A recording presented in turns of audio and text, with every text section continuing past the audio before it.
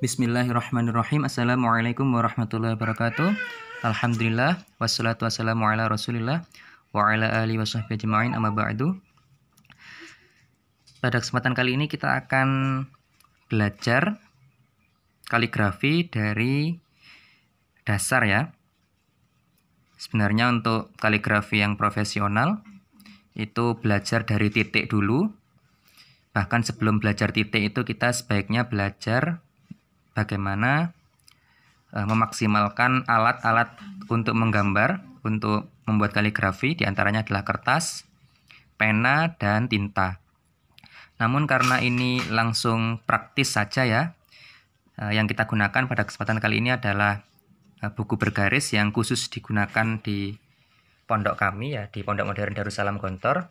Ini adalah diambil dari buku Kashkul namanya ya, bisa dibeli di Pondok Modern Darussalam Gontor Ponorogo, dan ini adalah hasil fotokopinya seperti itu. Nah,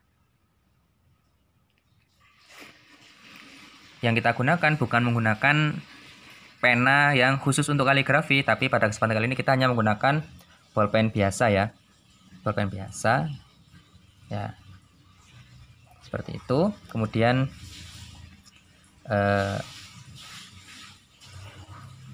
yang pertama harus kita ketahui adalah dalam ilmu kaligrafi seluruh huruf itu sebenarnya saling berkaitan. Saya ulang lagi, seluruh huruf sebenarnya saling berkaitan, dan kaligrafi itu sebenarnya adalah ilmu pasti ya, ilmu pasti. Jadi sebenarnya ada ukuran-ukuran tertentu yang sangat detail, sudut-sudut tertentu yang sangat detail.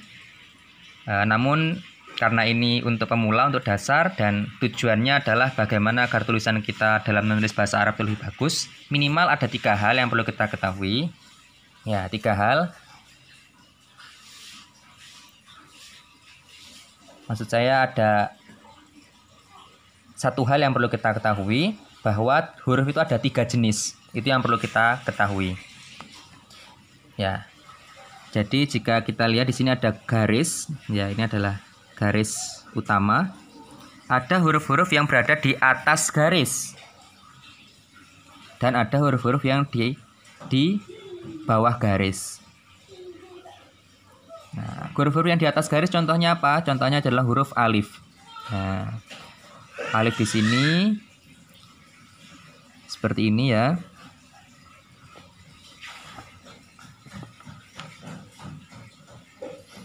Nah, kita ambil 2 garis di sini, hitungannya ya seperti ini.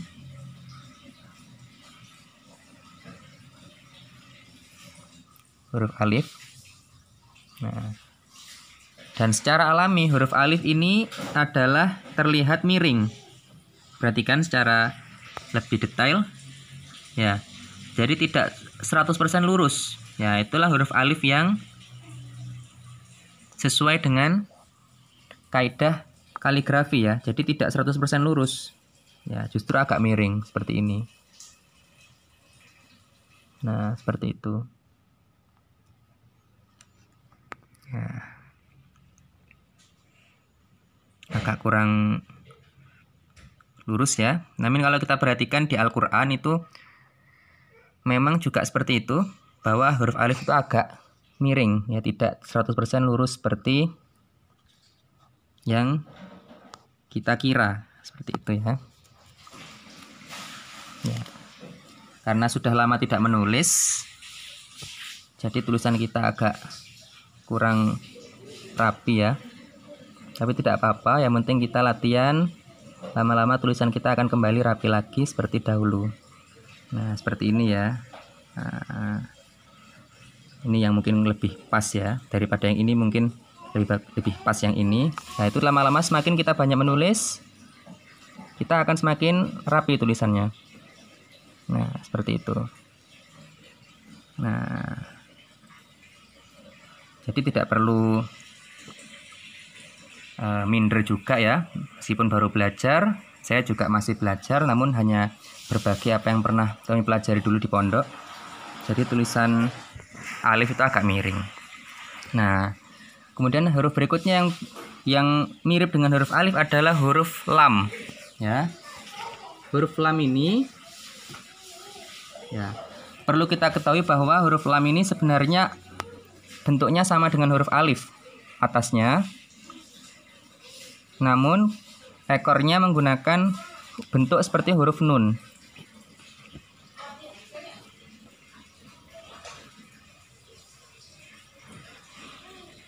Bisa diperhatikan ya, jadi mirip huruf nun. Nah, seperti itu huruf nun. Nah, kita coba lagi, lam. Nah, seperti itu huruf lam. Nah,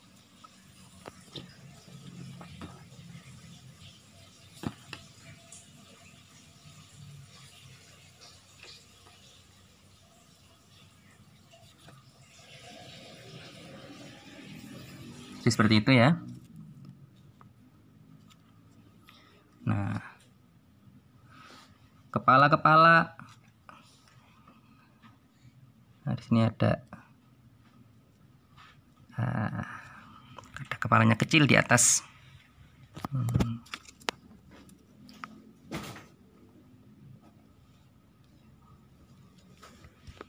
Kita kasih cahaya mungkin biar lebih terang. Nah, ini kepalanya ada kecil, tik tik tik, seperti itu ya. Tidak hanya huruf lam, banyak huruf-huruf seperti huruf to, zo, itu juga sebenarnya kepalanya itu adalah alif. Bentuknya sebenarnya sama. Nah, kita lihat juga ekornya huruf lam ini sama dengan huruf nun sebenarnya. Ya, coba kita perhatikan huruf nun. Nah, sama persis. Nah, ini titiknya.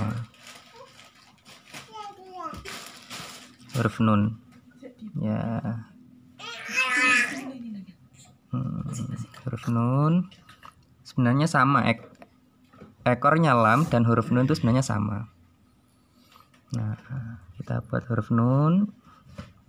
Nah, huruf nun itu kepalanya sebenarnya kalau diganti dengan kepalanya qaf, itu sebenarnya bentuk dari perutnya qaf itu sebenarnya sama dengan huruf nun juga.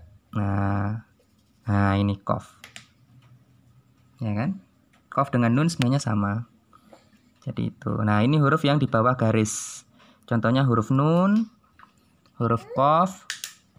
Nah, ini perlu kita ketahui bahwa memang saling berkaitan antara huruf qaf, huruf nun, huruf lam, huruf alif, seperti itu. Nah,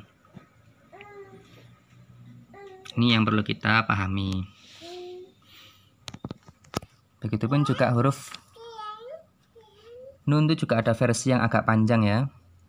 Agak panjang seperti ini. Nah, seperti ini. Ini huruf nun juga termasuk sama.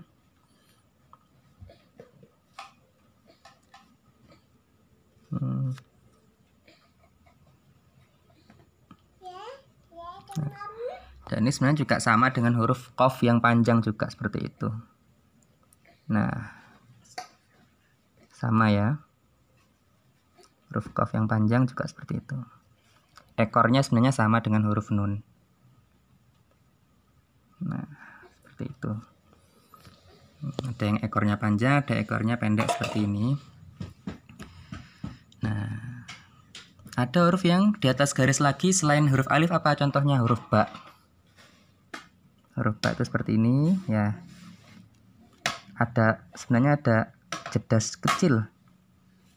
Ya, ini ada jeda kecil sekali di sini. Ya, ini ada ruangan kecil sekali ini. Perhatikan. Nah, ini di sini. Sebenarnya ada ruangan kecil sekali di sini. Namun tidak terlalu terlihat karena kita menggunakan pulpen ya. Huruf ba. Nah, huruf ba ini sebenarnya sama bentuknya, ekornya dengan ekornya fa. Perhatikan. Ketika kita menulis huruf fa,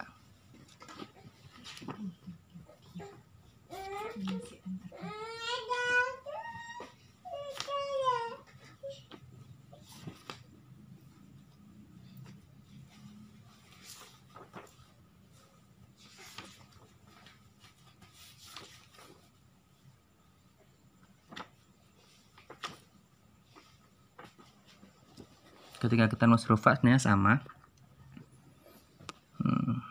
dengan ba tadi. Nah, ini kepalanya fa. Ya, sebenarnya sama dengan ba.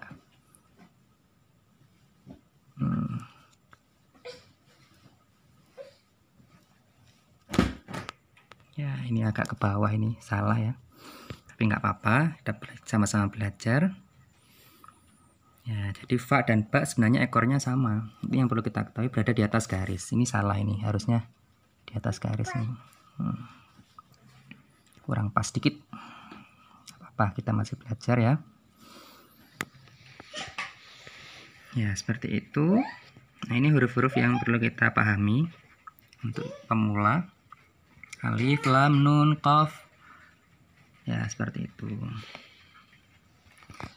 Sedangkan huruf short itu juga sama sebenarnya. Kepalanya kan seperti ini bentuknya.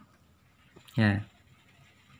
Kepala yang seperti ini ekornya sama, ini ekornya huruf nun. Ya, ekornya short tuh ekornya huruf nun. Nah, sama kepalanya short ini. Itu juga sebenarnya kepalanya juga ini huruf alif. Ya, atasnya ini huruf alif ini. To ini perutnya to ini sama dengan kepalanya short. Kepalanya to ini sama dengan alif sebenarnya, sama dengan kepalanya lam juga. Jadi seperti itu ya. Short, to. Ya. Seperti huruf ro juga. Huruf ro. Ya, ro itu sebenarnya juga mirip dengan huruf waw. Kepalanya sebenarnya ekornya sebenarnya sama antara waw dan ro. Ya, waw, zai, ro, zai, waw. Ya. Satu lagi adalah huruf ya.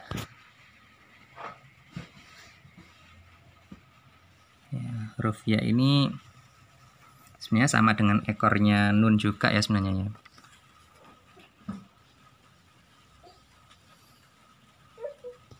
Ya, huruf ya ini. Tulis sini aja mungkin ya. Nah.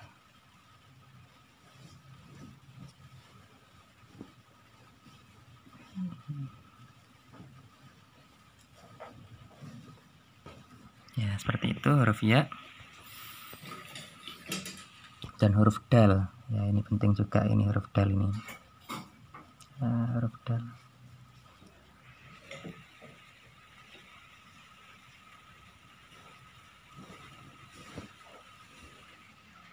Ya, banyak huruf-huruf yang lain ya.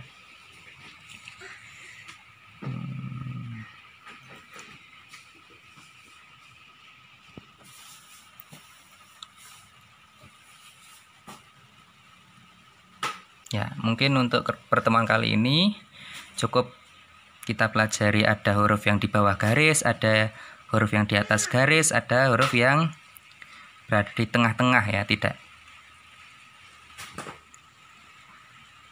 Ada huruf yang berbentuk. Sebenarnya tadi saya juga kurang pas mengatakan ada 3 jenis huruf ya, mungkin ada 2 jenis saja ya. Ada yang di atas garis, ada yang di bawah garis. Ada yang di atas garis, ada yang di bawah garis. Ada yang berada di dua-duanya juga, di atas dan di bawah. Jadi benar 3 berarti ya. Mohon maaf. Berarti ada 3 jenis huruf. Saya juga mengingat-ingat kembali pelajaran yang dulu pernah kami dapat di pondok. Jadi ada yang di bawah garis, murni di bawah garis, seperti huruf titik itu, huruf titiknya ba itu kan di bawah garis. Titiknya saja tapi. Ya. Kemudian ada yang di atas dan di bawah seperti ya, sebenarnya hampir semua huruf tuh antara di atas dan di bawah ya, ini seperti lam. Pokoknya yang perlu kita ketahui intinya ya, intinya ada bagian huruf yang ada di bawahnya garis seperti ekornya ya ini, ada yang di atasnya garis seperti kepalanya qaf. Nah, ini perlu kita pahami agar tulisan kita menjadi sesuai, mana yang di atas garis, mana yang di bawah garis. Ya, mungkin cukup itu dulu pada pertemuan kali ini. Intinya tulisan saya juga masih kurang bagus.